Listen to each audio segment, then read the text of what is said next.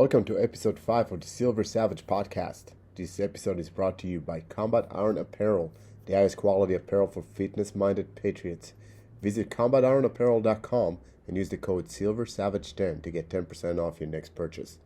I'll be honest, I am not overestimating to say that more of half my shirts are Combat Iron. Not only are they probably some of the most comfortable shirts I own, but the company is a small veteran-owned business that we are super proud to support. This episode is also brought to you by Masada Tactical, the premier self-defense and self-protection training group, teaching professional warriors and civilians alike. For those of you that are not familiar with Masada, it is as authentic Israeli-based tactics training facility as you're likely to get in this part of the globe. Check out the self-defense, tactical, medical, and an array of other classes by visiting training.masadatactical.com, and you can use the code SILVERSAVAGE10 for 10% off your next training class. Today, we have a friend and TikTok sensation, Mark Tappen, on the show. Mark is a Marine, a police officer with over 20 years with Alpharetta Police Department out of Georgia, spending the latter part of his service as a K-9 officer. Mark and his K-9 Mattis have become social media personalities with over 2 million followers. We sat down with Mark to discuss police defensive tactics and how social media fits in with all of that. Here's Mark Tappen. All right, Mark Tappen. Mark, is the dog around? That's the most important. Nobody wants. Yeah, they're loud. So I put them outside, but there they are. You can leave them outside for now. Oh, you have 3. I thought there was only 2. I knew Mattis, and you had 1 more. You have 2 more? Yeah, we got Mattis, Storm, and Hawk. Hawk is Mattis' son. Okay. And are they all trained as, police canines? Or No. Only Mattis can kill you. Okay. But the other 2 are snugglers. But Nice. They're smart. They do like party tricks and whatnot. Perfect. That's important. I do kind of like me. Too. So let's take a step back before we start talking about Mattis. First of all, welcome to the Silver Savage. You actually have a lot of silver going on, a lot more than last time I saw you. I sure do. No, you make it look good though. Anywho, so tell us a little bit about you. Where you from? What you do? How'd you get to where you are? Yeah, well, it's a long story. You like since birth? Like what formed me and what made me? And you know what? I'm pretty sure I'm good on the biology that formed you. Okay. It could be questionable. Let's see. Well, I'll start kind of with a little bit of, as we were talking about before, some of the Marine Corps, what got me there, because that was a lot of my formative years. But I was in college, like a rudderless ship with no goals, just kind of trying to go through the motions and flunking out, and realized I better do something with my life. And the person that I looked up to in my life he was extremely successful, like in every aspect. He was a great businessman, great family man, extremely generous. He was one of those people, and I'm sure you guys have had him in your life, that magnetic and unbelievable leader, like just a special class of person. That was my uncle, and he attributed a lot of his success to the Marine Corps. And so it was one that I realized I didn't have self-discipline. I didn't have direction. I didn't have any of these things in my life. And so I was like, I need what he has. So I went to the recruiter and said, sign me up. It was the easiest recruiting that he had ever done, because I just went to the office and said, I need to be a Marine. And I signed up, went through the Marine Corps. It was fantastic. I was Marine Corps infantry. So what did you do? Myself? Oh, yeah. I was a Marine. You were IDF. That didn't even count, right? Everybody. Just kidding. I scored too high on my ASVAB, so they screwed me out of the infantry. No offense to you, though. So I actually chose infantry on purpose. I had a perfect score on the ASVAB. Yeah, I fought for security forces, but my recruiter refused to put me into security forces initially, which is infantry essentially. But yes, he refused to put me in there, which I didn't know any better. So it sounds like you had a good recruiter, because mine was like, oh, yeah, security forces. You'll be guarding the president. Let's do it. President, nuclear submarine bases, all that good stuff. Bull crap. I was on an island in the middle of the Indian Ocean doing nothing. That's awesome. Yeah. So anyway, that Marine Corps kind of foundation got me to where I wanted to be. Actually ended up being a youth pastor, kind of towards the end of my time in the Marine Corps. And so I did that for 10 years, but realized that wasn't going to be probably my long term. And I have a strong sense of justice and don't like seeing people get mistreated. It's kind of one of those that I think each of us has been, I don't want to say gifted, because you guys have all worked hard at what you've done, but to be able to protect others, right, is you have a skill set. Like early on in my life, I did martial arts for 30 years and was pretty successful at that in a competitive realm. And, you know, with the Marine Corps and the skills that they taught me, it was one of those that I always wanted to use what I had to benefit society, benefit those around me, for the innocent or weak or whatever it was. So police seemed when I went into the Marine Corps was my original intent to get out and go into. And so that's kind of the avenue that I chose, and just the type of individual being extremely competitive and love challenges. I kind of sought out SWAT early on, got to do that. And then K9 came along, and it was one of those that it was even more of a commitment, and I saw it as more of a challenge than even SWAT. And so I got into that, and really that became my passion and my love. And that's kind of where I am and where I've gotten to, you know, the success or fun or whatever the opportunities that I've had has been a lot of because of that. That's awesome. So when I met you, I think that was my first GTOA conference, and you and I went for coffee. Yep. We started talking about martial arts and defensive tactics and stuff like that. You had nothing to do with canines at the time. Right. Was that a little bit of a mind switch to switch from being an operator on a SWAT team to a canine handler? Nah, a little bit. Like one of the things that I've always tried to take advantage of is, and you guys know, right? The battle is not just the operation that you're on necessarily, and especially as a police officer. We're navigating this battleground where the media is pitting society against us. And this has a point to your question, by the way. It'll just take me a second to get there.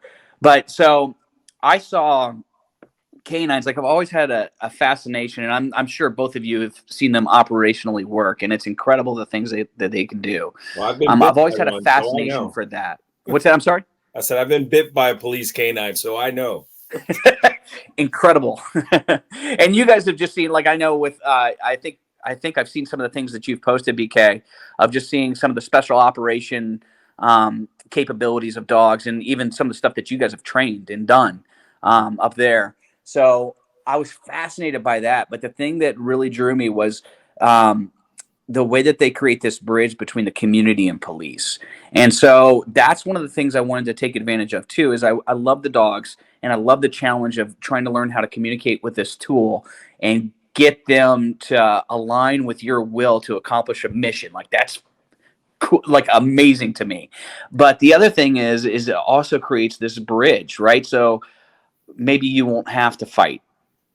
The fact that you have a dog, it can deter people, but also it can build a bridge between you and the people. And that's one of the things that I've tried to take advantage of as well, is the community relations aspect of it.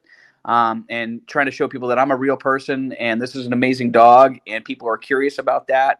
And then they kind of get to know you and who you are, and that I'm a family man and I have kids and you know, a wife that tolerates me, and just trying to navigate this life. So the mindset from going to SWAT was I love challenges. And there's still a huge tactical side that kind of really changed my career, and even K9, that I saw that we could do better. And that kind of launched us into the team that we became, was realizing that don't just settle for what's out there in the industry, but let's try to achieve the best. And I think that's really what helped me, was that SWAT Marine Corps mindset of don't just let's try to find. And I think you guys are very committed to too, just knowing you, BK, is you're very committed to let's do this with excellence and do it the best way possible and being effective. So that's what I took into K9 and tried to do. And I think we did pretty good with it. They're pretty awesome. We're going to talk about that and how you bridging that, you know, the bridge that you said you're building with society through your social media presence as well. But before we get there, I actually have a question about the double-edged sword of it. So being in Baltimore, outside Baltimore, I remember during the Freddie Gray riots, they didn't want canines around because the perception of a canine, right? So you can play both ways, I suppose. Yep, absolutely. Do you ever find that happening, that people are being turned off by it? Yeah, especially because Mattis is a humongous, intimidating German Shepherd. He weighs, 97 pounds. But that's one of the things is a lot of times you can see it in people's faces. And so one of the things that I tried to do with my dog was, a lot of the dogs, and I have nothing against it. I totally get it and all for it. But a lot of officers will be, you can't pet my dog, right? As they want to be standoffish. And what I wanted to do was make a dog that was so social that I could take him into any situation. And you kind of think, there's guys that you've operated with, I'm sure, that are like break glass in times of war, but otherwise you don't want them in public, right? Right. And they can be a liability. What's that? You? No, I said Steve is one of those for sure. Oh. Love it. Yep. So you just kind of release the trunk monkey in times of war, and that's it. And then you put them back in their box. But you also know that there's those calm, level-headed warriors that you can take into any situation and they can handle it. And that's kind of the dog that I had and I trained on purpose, was I could take him into any situation. And so immediately we didn't have that, where if I saw the look on someone's face, like, oh, that's so intimidating, or why do they have that dog here? It'd be like, hey, do you want to say hi? He's friendly. You can pet him. And that a lot of times would break down a lot of barriers. That's awesome. So, for those that are not familiar with how police canine process works, can you take them through it? Do you get assigned a dog? Do you pick the dog? How's the training going? Yeah, so the way that it works for us, initially I just got assigned a dog. I got sent to a school, and that was it. As my career went along and I really wanted to achieve better, I went through an advanced trainer school, which was like a whole 3-month process, training lots of dogs and learning about how to select dogs and do all these things. And then Mattis, the dog that I have now, the way that I went through that process was I traveled around and tested different dogs, tried to find genetically the ones that I liked, and then chose him to go through a course with, and I trained him.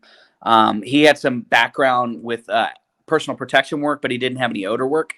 And so I went through a 6-week course with him at AM Canine in Alabama, and taught him all the odor work and went through the process that way. But it was like every day, 12 hours a day for 6 weeks of just working with that dog nonstop. So what is Mattis trained kind of the start.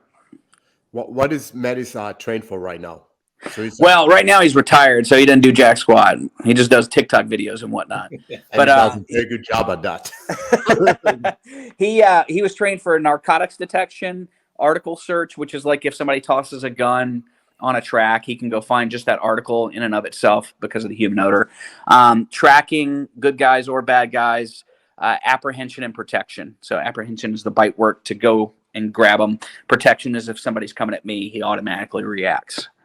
That's cool. So that's a lot of cross training going on. There's a lot of training for one dog. Yeah. Well, he's smart. So do you have another dog now? No. Like once again, they saw the gray in my beard and decided that no more for me. And also just because of my rank. So I'm now out of canine, sadly. Okay. I'm sorry. It still provides me opportunities to like help in the profession outside of just the police work. So I have a wider spread opportunities now that I can actually talk to other canine units and help out and train and consult and do things like that. Okay, so let's talk about that TikTok phenomena that Mark and Mattis became. How did that come about? Well, starting off, it was so funny too. I remember I always like to do the community relations stuff, even when I was on SWAT, to talk to people, try to show the people, and especially working in a place like you did, Steve, in Maryland, right, where you might not necessarily have the support of the community. We live in a place where we have pretty good support, but I always wanted to be as transparent and reach out to the community. And so when I was on SWAT, I loved to show off the gear that we had and then the guy with the dog would show up, right? So you'd have all these cool robots and like 50 cows and night vision and body armor and all this cool stuff. And then the dude with the dog would show up and crowds would just flock, right? And you're like, what the? No, like I am so much more trained than that dog. Like, why are you so attracted to it? And so that was one of the things that I was like, this is something we really need to take advantage of. And so when I got into canine, I went to my department and said, hey, one of the ways that we can really reach beyond just our community is if we go onto social media. And the only thing I knew at the time was Facebook. And they're like, well, you can't do Facebook because that's ours, but maybe you can do Instagram. And I'm like, I don't know anything about Instagram because I'm old. And I said, okay, well, I'll figure it out. And so I just started posting pictures of my dog and got followers, lots of followers. And then I wanted to edit a video for Instagram. And my daughter said, oh, you should try TikTok to edit a video. And I'm like, okay. And she kind of showed me what to do. How old is she? She's now 17. So she understood, right? Right. She kind of got what was going on. And so I edited the video and I posted it on TikTok and on Instagram, and it blew up. And so now it just got out of control where TikTok was, I had more followers than Instagram. And yeah, and it's an opportunity to bring people together, have some fun, but still set a standard of excellence, right? As I throw training in there and show that, yeah, he's a cool dog, he's cute, but he's still really stinking good at what he does. And you took full advantage of it because your videos, yeah, there's the professional ones, but there's also the complete goofy ones. Yes. And that's hilarious. So, and that's gone into you were on national TV, right? Yeah. Was it the Today Show? I can't remember which show you were on, but you were. Well, BK, I was actually on quite a few. Oh, I'm sorry. No, so what happened was we got on America's Top Dog, which was like a reality game show, American Ninja type show for an American Ninja Warrior type show for dogs and their handlers. And we won episode 4 of that in season 1, which put us in the champions. And I lost the champions by 8 seconds. I came in second, which pisses me off, honestly. 8 seconds. I know. It'll haunt me for my life. But anyway, because of that, I got the opportunity to go on I went on Good Morning America, Fox and Friends, got to host Live PD. And then, yeah, Mattis has done some television work by himself, which is pretty cool. That is awesome. All right. I think the most important part of that I took from all your media stuff is you actually published 2 books. Children's books. Right. Marine Corps, crayons. But I'm thinking from a public relations and outreach. I mean, what's more important than that, right? Yeah. Did you write them? I did. Me and my sister. My sister's a really good writer. And so I'd send her my thoughts, and then she'd be like, you're an idiot. And I'd be like, okay, I'll fix it. And then we came back and got an illustrator. And it was really, I was telling the story because Mattis got hurt back in 2016. He won a Purple Heart for something that he did. And so I'm writing actually a book about all the things that he has done. And I was telling my daughter about it, and I saw her like totally engaged in that story. And I'm like, you know what, I should make this into a children's book, like just this one story. And so that's what I did. Was I started off with that and made it for my daughter, my 7-year-old, and her friends loved it. And so I got it illustrated, and then we got it published or self-published on Amazon. That's awesome. Yeah, I self-published too, but nobody buys my book. Oh, well, is it a children's book? What is it? It might as well be. It'll give them nightmares. I can see that. All right, kids, here's how to rip out someone's throat. I don't see the problem. And I illustrated tool. it with crayons, so it didn't turn out too good. All right, so Mark, so you've done all this stuff. You're back as a supervisor, right, in your department. Yes. When are you scheduled to retire? I got like 8 more years, 7.5 more years. Oh, really? So you still have a while. So yeah. The gray and the baldness is deceiving. Yeah, it's throwing me off. So what are some career You like the challenge. What are some career challenges that you're seeing right now that you think you can conquer? Well, I love the mentor aspect, and there's two parts that I really like about what I do right now. Is that I still get to do the job. I've never been one that loves administration, so the fact that I still get out on the streets and can support my guys, I really like, and then the ability to help guys achieve their goals. I love that aspect of it too. So I really like that. Like, I don't know, there's a big change, not necessarily with one promotion, but the next promotion after that, where it takes you out of being able to mentor people who are kind of on the front lines and doing the job. And so I love that aspect of being able to do that.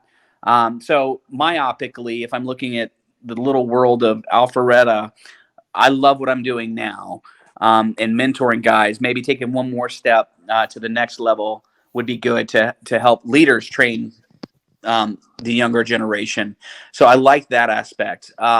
Professionally, outside of that, I love the opportunities I'm getting to be able to work with other canine units, have an influence in that industry, and hopefully kind of raise the bar.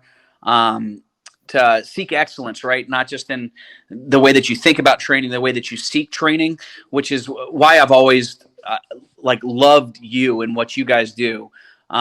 Is like private industry, I think, has so much to offer. And I don't know if you've faced this or not, but in the canine industry, it's huge that there's a lot of arrogance in the police world where we think we have all the answers. And so we don't listen to professionals who've been doing it for their entire life.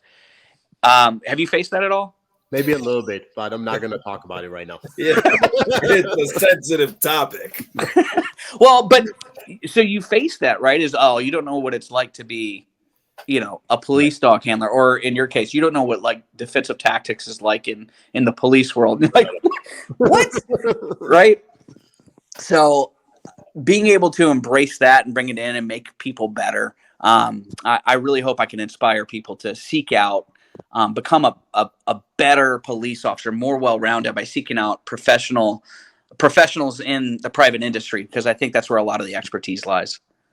That's awesome. So, this podcast as a whole is geared at the warriors, right? So either it's in the boardrooms, corporate, or people like us that come from the tactical world, and anything between. So what do you do to kind of feed that warrior, spirit of yours? I know you used to train in martial arts. What do you do nowadays? Yeah, well, so a lot of it is like this, right? Is iron sharpens iron. The fact that you should be, and like what I was just talking about, is we should always be seeking to better ourselves. Like that, every single person has potential in different areas, and you should be seeking like ways to refine and make yourself better. And as it's kind of funny, like as your body starts giving out, never give up on that, right? Stay in the best health that you can to continue to be effective. But ligaments and muscles and bones start giving out and don't hold up like they used to, but you can get better up here. And that's where, we should be seeking always is to learn more from excellent individuals, right? Because we're around, especially in government work, you're around mediocrity a whole lot. And so it's important that you seek out those people who are passionate and trying to make a difference in their industry and trying to learn. And you get around those people and you make each other better. So I would, for me, that's what I try to do is from podcasts, from hanging out with people who are excellent, whether it's to writing books or the work that I do on social media, like it's all geared with purpose that I'm trying to, like, even the stupid ones that I do is the intent behind it is to bring people together. Right. So I'm just very purposeful in the things that I'm trying to do. And I know you guys are in your lives because I've been around you, and that's why I love both of you guys. So, and Hey, Mark, if I can add to that, just to just from talking to you, I already know the answer, but you and I are very similar as to why we became police supervisors or military careers, etc. Now, when you started off as a Marine Corps, you could eat concertina wire, you can pee napalm, and you're ready to take on the world. As you've grown older now, we are the Silver Savages here. How have you seen the maturity and the progression of your mindset change? You're still a warrior, and I have no doubt we can all go to war right now and support each other and and bring each other home. But as a warrior, from that young eating concertina wire and crayon warrior to the silver savage you are now, how do you see that progression has changed? I know you say you're a mentor as a supervisor like myself and BK in the private industry, but tell us in your own words, how has that transition happened for you? Yeah, I think it's realizing the value in patience. Obviously, not in a tense situation where decisions have to be made and people are looking to you to make sound decisions quickly. But I think is just the patience of realizing you don't have to be that way all the time. The patience to listen to other people's opinions and ideas. This is a personal, like, my growth, because I'm very much like when I was on the SWAT team, I was number 2 going through the door. I was number 2 because I was too small to hold the shield, right? I'm a little fella. And so I was number 2 and I just want to go. Like, people ask me, would you ever want to be a sniper? Heck no. I want to go through that door. I loved when we had this one negotiator who had zero negotiating skills and would just piss everyone off. When he got on the phone, I'm like, yes, we get to make entry. That's who I was. I was like, let's go through the door. And now I think it's really, like you were talking about, and throughout my life, is just trying to be a little more cerebral, look at things from a higher point of, not status wise, but just trying to look at all the consequences and the things that could happen and the variables, and trying to take everything analytically in, and then making wise decisions and listening to your guys. Like, that's one of the things. Right. I think we've all had leaders that it's just like, do it because I said so. Right. The way it's always been done, which makes me sick to my stomach every time I hear it. Yep. And so I think there's so much value in listening, because there's a lot of people on this planet with some great ideas, and they might have been exposed to a lot of other people with great ideas, and they might have something of value to add. So take a minute and listen to them. Amen. It's funny you mentioned, when you were SWAT, whatnot, because that was the transition for me. I went from operator to sniper to hostage negotiator. And that's cerebral maturity. Yeah. I don't know. I have 3 ex-wives that would say that I don't listen very well. It's funny that you do a podcast now. Right? I don't have to listen. I just talk. I did not pay attention at all to anything you said for the last 30 minutes. I love it. So, I always enjoy going to the Georgia Tactical Officer Association conference, which is where you and I met initially. And I've been going to every single one since. And I kept telling whoever is at the presidency at the time that the day they stop bringing me to teach, I'm going to still come just to hang out with friends. I mean, that's really what it becomes. I see a lot of values in those conferences. You talk about bringing excellence and interacting with other instructors and seeing what they're bringing. But I obviously see it from the instructor standpoint. What is the status of police officers nowadays, knowing that law enforcement is going the way it is? Are they receptive to training?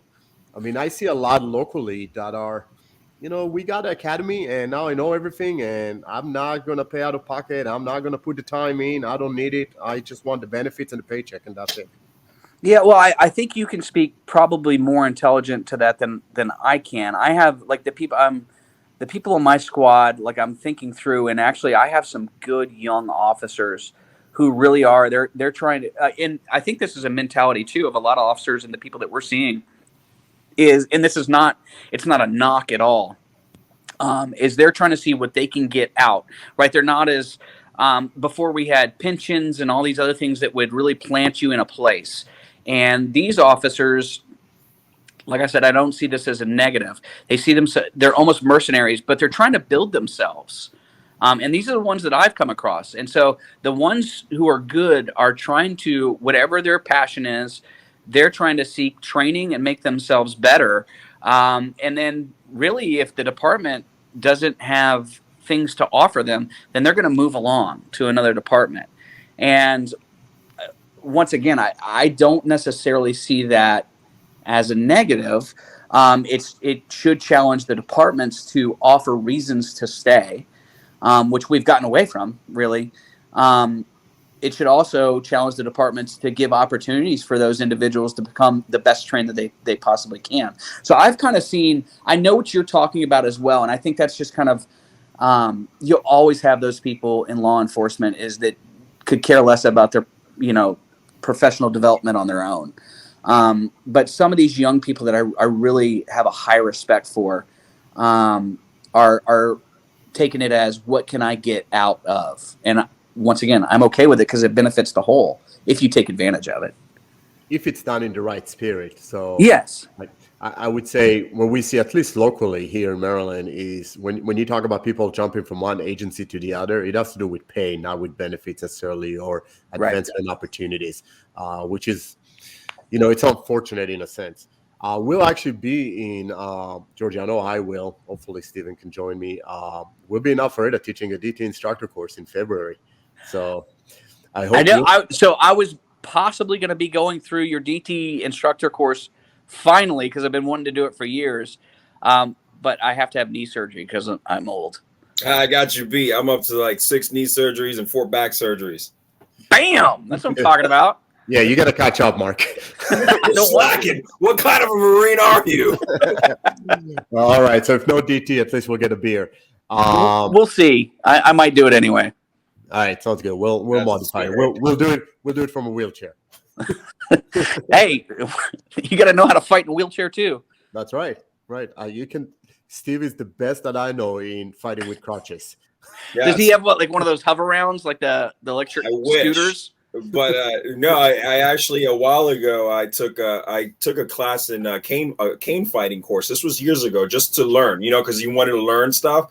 Next, I got hurt on duty, knee surgery, and I'm walking around with a cane. I'm like, this is perfect. I know how to use it. So you were still on duty with a cane? No. Oh my gosh! I'm walking around with one now. So okay. I just had a knee surgery. BK took me last week? Yeah. To get another one. So yep. We're not going to get into the politics of what Steve's agency is asking him to do or not do. No, but, I'd like to make it to retirement. So what's in store for Mark? So you have about 8 years to retirement. Any plans for after? Are you seeing yourself in the canine world, the social media world, a hybrid? All of it? Yeah, well, it's hard to bank on social media, right? Because it could go away at any moment. But it has led to good opportunities with the books and professionally and speaking and things. And so those are the things, like right now outside of police work, that I'm going to try to focus on. Instructor certifications. Like I have my general and firearms is one that I'd like to get along with DT. And then I'm already canine trainer. So it's just those areas of really opening up possibilities where I can do consulting and stuff after I'm done with the vocational police work. Cool. And write another book or two. You got to write some grown-up books too, maybe. Well, I'm trying. It takes a lot. The problem is you are a Marine. If you were a Navy SEAL, you would have already written some. Oh, absolutely. Like before the mission was complete, right? As you're sitting there. This is our turn. Then it looks Bin Laden in the eyes. Right. All Navy SEALs that follow the Silver Savage are now checking off. That's right. Yeah, I think they'll be the first ones to make fun of themselves and poke holes in that. That's awesome. So, any last thoughts of what you think our listeners should take away from your experiences? What can they learn from it? Well, I got so excited. Like I really do hold you guys in the highest regard, because if you've ever trained with BK, and it is intense, right? I don't know if you still are now that you're old or not, but I make it painful on others. I just don't do as much myself.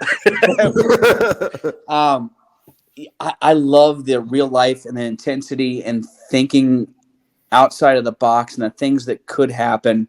I'm drawn to people who just do things all out, right? And so that's in my life. That's just what I try to do with whatever I do. A children's book, if it's canine, if it's SWAT, if it's even with my family and stuff, is trying to go all out. And I get criticized for it sometimes too. And Steve, maybe you're a little bit, I keep hurting myself because I give all that I have, because that's the only way that I know how to go. I'm the sergeant who won't sit behind his desk and is always on the streets getting hurt.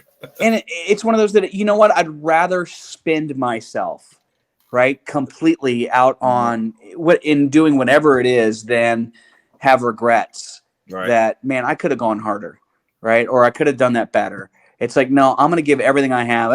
If I get hurt in the process, who cares? This is just a shell, right? It's not a big deal, but I want to give all that I have. So no regrets. Just that's what I would say. Yeah, I always joke. I always joke that when I breathe my last breath, I want my last word to be a sigh of relief, instead of "I wish I would have." Right. Yeah. Like that was fun.